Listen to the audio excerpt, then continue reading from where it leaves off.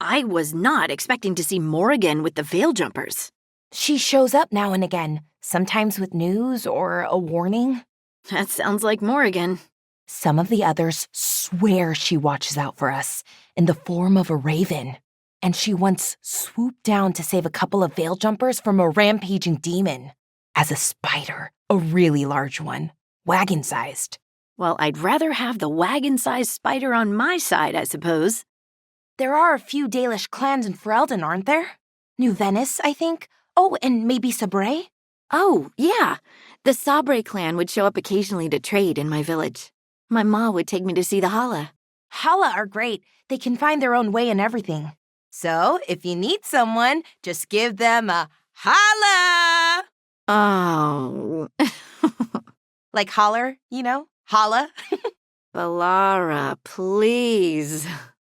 So what was he like? Before all of this, I mean. What was who like? Oh, sorry. Solas. You were in the Inquisition together. Our paths didn't cross much. I was a scout and he was, well, Solas. Very much the same Solas. Nice enough. Never would have guessed what he was planning. You met Morrigan when she was an advisor to the Orlesian Empress, didn't you? I've read stories about how tricky it is to navigate the royal court in Orlais, you know, socially. And Morrigan's so comfortable in the forests, it's hard to imagine her at court. She didn't present herself as a wagon-sized spider, so that probably helped her fit in. You know, even as a spider, she wouldn't have been the most venomous person there. How do you know literally everyone? I don't know literally everyone. Almost. Every time we meet someone, you already know them. Morrigan, the crows, the wardens, and the chantry lady with the big hat. Not to mention the Dreadwolf himself. How is that everyone? You didn't even list 10 people. It feels like a lot of people. Do a lot of elven ruins float like that? I've never seen anything like it. And I've been all around Thedas several times. Not until recently, Solas changed something with this ritual. I know an elf who camped in some ruins, woke up and found that they'd ended up in the clouds. How'd they get down? Oh, they haven't. Too far up, but we send them food and water. Ah, thank you for that new nightmare. Why does everyone call you Harding and not Lace? Is that a Ferelden thing? Oh, that's just a me thing. Charter called me Scout Harding, and it just stuck.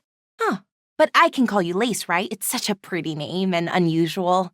Pretty unusual. Ooh, or unusually pretty. One of the two, or both.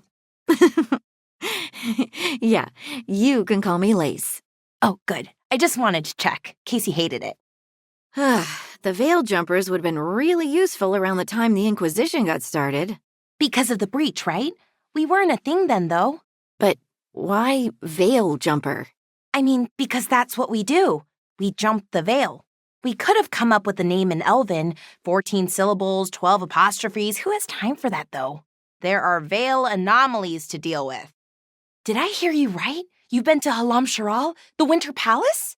Only for one night, and I saw mostly the gardens and the stables. Oh, that must have been grand. Gardens, yes. Stables? Fancy horses don't make grander shits. Did I ever tell you about the leg tree? I mean, it had legs. Not roots, but branches that kind of looked like legs. Big ones, knees and feet and all. What? Well, sometimes the veil's extra thin, then real things start to behave like things in the Fade. We used to avoid the tree, then Strife started putting socks on the feet. I would have used gloves. The point is to make it less creepy. You've met Strife in Ireland before, right? Varric and I did. We passed through Arlothan Forest while we were searching for Solas. Strife and Ireland helped us navigate the Fade. Oh, I heard about that. Spatial anomalies and time loops. I wish I could have seen it. Varric hated it so much, being outdoors and all. And when the outdoors is upside down and lost in time and you're harassed by spirits wearing your face, well... Oh, that would be a nightmare for anyone, I think. How did you get so good at fixing illuvians? Oh, it's mostly a survival thing. Accidentally release a couple demons or rile up the local wildlife with misdirected magic a few times and you learn what not to do. Oh, So, you and Tosh, at least that's what I've heard. are you waggling your eyebrows at me? Trying to. I read that it's conspiratorial. It's definitely something. And yeah, we're together. Well, congratulations. You both seem pretty happy about it. Or, well, you seem happy. Tosh seems less annoyed. So, tell me, what's Tosh like? I mean, when you're together. Together? Like, together? Together? Are you asking me what Tosh is like in private? I think so. Isn't that what we're supposed to do when one of us is in a relationship? Supposed to. Says who? Well, that's what people do in the serials, the really steamy ones at least. Can you imagine if everyone acted like they were in a serial? Did you get it? Get what? The gift basket as an apology for prying, about you and Tosh. What exactly was in the basket? Oh, things. I can't remember now that you ask. Bellara. Well, oils, mostly, and chocolate. I would have remembered an oil and chocolate basket. Harding, I'm sorry for prying. I'm just happy, for you and Tosh. Thanks. And don't worry about it. You weren't prying. Oh, good. In that case, I have another basket for you. Oh, that's so sweet, but I'm still not sure I got the last one. I heard about you and Brooke. Congratulations. Bellara. I have some questions for you, whenever you've got a minute. What kind of questions exactly? Just, general romance questions for my stories. Oh, not questions about that. I know all about that. Oh, okay. That I can do. Romance looks good on you. Oh, no. I thought I washed up. I was so careful. Did I miss a spot? Bellara, no. I was just trying to be nice. Oh no.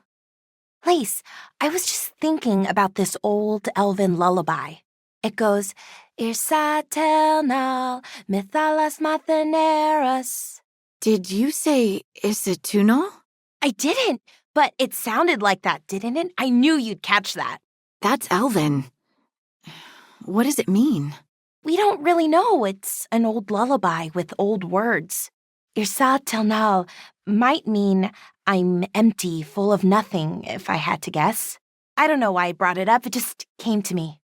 Bellara, what if Irsa Telnal was never elven but a mispronunciation of Isatunal?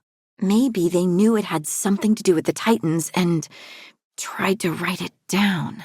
And got it wrong. Then over time, the sounds shifted. That's brilliant. The lullaby's full of words that don't make sense in Elven. If this is why... I have to go look at it again. I found another line in the lullaby that I think started as Dwarven and then became Bad Elven. Oh, go on. Irsana Emma. In Elven, it could mean I'm filled with nothing. But what if it's actually Isana? The Dwarven word for lyrium? Isn't lyrium Titan blood? The next line's about the elven gods. Your lyrium brings pride to the gods. They did use lyrium, we know that much. Wow. Is this difficult for you? I don't have to keep going. No, keep going. I'm invested now. Irsa telnal, mithalas matheneras. We thought it meant Mythal gives you dreams. It wasn't that. It was Mythal took your dreams all along. Isatunal. Mythal took your dreams. Your lyrium brings pride to our gods. Little dwarves, never yours the sun. Forever, forever. That's it. That was it the whole time. They knew. And then they forgot. We won't let them forget. Not this time. What does Isatunal mean, actually? It's a word that describes a feeling or a concept, like bliss or hope or love. How do you explain love? I'm sure I could, given time, a lot of time, and maybe a diagram. Isatunal just describes the feeling of the Titans being united, together, yet distinct. I'm sorry, Bellara. It's okay. Sorry about what exactly? Your brother. Him coming back but working with the bad guys. I'd say something like, I know how it feels, but I don't. Oh, thank you. I'm here to listen, if you want to talk. Okay? Okay. Lace, you grew up among humans, right? Do you believe in the Maker? Come to think of it, I don't know anymore. But I don't think an indifferent god is better than an evil one. I didn't know archdemons could turn into, well, whatever Gilnena's dragon became. She was known for making monsters, though, so not completely unexpected. You expected a 3-headed blight serpent monster thing? Well, maybe not exactly that. I wonder what Elgernon's archdemon will be like. Different from Gilnena's, that's for sure. She was the goddess of monsters. And Elgernon's the god of what, again? The sun, the moon, and, well, vengeance. Great. Can't wait to meet that dragon. Oh, Bellara! Next time you need help moving furniture around your room, let me know. Oh, I wasn't moving anything around. Not since I moved in, at least. But there was clanging and some grunting. I was gonna come check, but then the noises stopped. Oh, right. I was exercising. Trying to, at least. Everything in my room is so cumbersome, though, or much too light. Want some stones? They'll be awkward, but we could make sure they're just the right weight. Thank you. That'd be very helpful. How's the exercise going? Well, okay, but I'm still struggling with the bigger rocks, no matter what I try. Raw strength's important, but so is technique. Want me to show ya? Really? I appreciate it, and I'll owe you big time. No, I owe you. You and Lucanus taking over the cooking have made the meals better. And safer, probably. Oh, Harding, did you see? I was able to lift the bigger rocks today. Did my tips help? They did, and so did what Tosh said. What did they say? Get really angry at the rocks and yell at them while you're lifting. Yep, that's our Tosh. So if you'd known who Solas was, that he was actually Fenarel, what would you have done? That's a tricky question. All of this is because of him, at least most of it.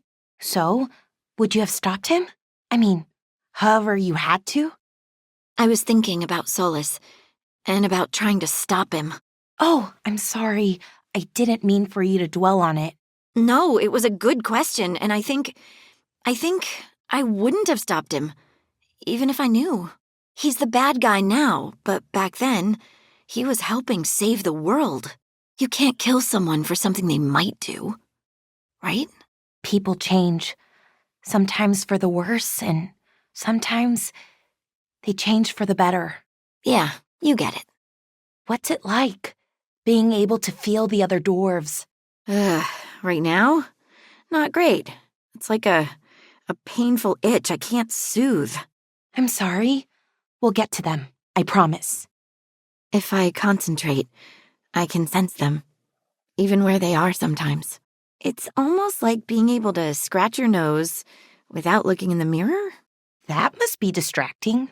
Is your nose normally distracting? Not really. Not unless there's a lot of pollen. There you go. Could you ever support Solas? He does want to restore the elves, after all. And kill a bunch of people to do it. Plus, those are his elves, not elves like me. I mean, would you be happy with the Titans coming back if it meant everyone you know would die? No, absolutely not. Right. The world might be a little broken, but you can't just erase it to start over. Not when erasing it means destroying people. Lace, I'm sorry for what the elves did to the Titans. But you're not your ancestors, any more than I'm really a Titan. Maybe things would have been better if they hadn't fought. But we don't know that. I'm here now, and you're here now. And the best thing we can do is learn from the past. I suppose so, but the elven gods were still dirtbags. Not arguing with that. Don't apologize for the Evanuris. You're not them, even if you came from the same place. The elven gods ruled as tyrants. They would have hurt you too. I know, it's just... Be kind to yourself, Bellara. They won't be. How are you holding up, after all that's happened with your brother? I'm okay, which is better than I thought I'd be. Syrian died doing the right thing. It's sad, and I'll miss him. I get it. He was family. Right. But this time, I got to say goodbye. Tell me about your story, the one you're in the middle of writing. Oh, it's nothing special. Still, I want to hear about it. Spare no details. Tell me everything. Thanks, Lace. For what? For trying to make me feel better. When Elgernon talks in my head, what exactly is he doing? It's more than talking. It's a compulsion, meant to influence your behavior. Fun. So he can control people just by talking at them? Only the weak-minded, which none of us are, luckily.